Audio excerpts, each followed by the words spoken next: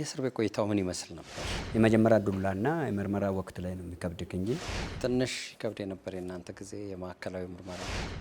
ጥፍር ነቀላው አለ፣ ኮዳ ስትሰቀል። ማታ ግን ያው ዳኛ ራሱ ነው መጥቶ የሚገባ።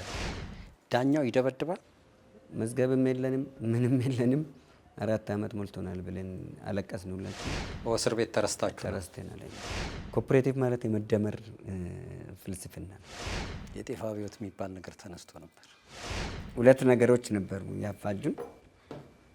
ኢትዮጵያና ኢትዮጵያ የምትባል ነገር ልዩነት አላቸው። ስያሜ ምን ወይ ናቸው እነሱ? የእትዬ የእምዬ ምኒልክ ቤተ መንግስት ማለት ነው ኢትዮጵያ የምትባለው።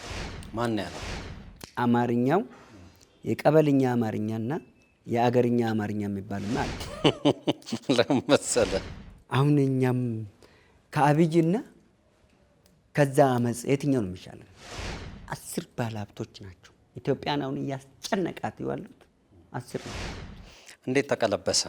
ሰውን በህይወትም እያለ ያቃጥላል ከፈለገም ጭካኔን ለማሳየት ያቃጥላል። ሰውን ይጠብሳል ከፈለገም ሲፈልግ ደግሞ አንገት ይቆርጥና ብረት ላይ ሰክቶ ያስጨፍርበታል ከፈለገም።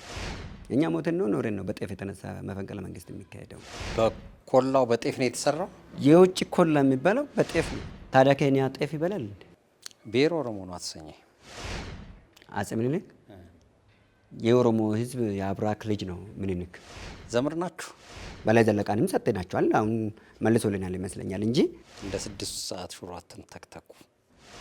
ሰሜኑ 4 ኪሎን እንገባለን ይላል፣ ምዕራቡ 4 ኪሎን እንገባለን ይላል፣ ምስራቁ 4 ኪሎን እንገባለን ይላል፣ ደቡቡም 4 ኪሎ እንገባለን ይላል።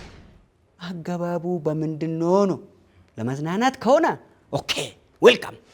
እና ወደ 4 ኪሎ የሚገባው በምንድን ነው እያልከኝ ነው? አትጩህ፣ ጩኸት ዋጋ የለውም። ጸጥ በል።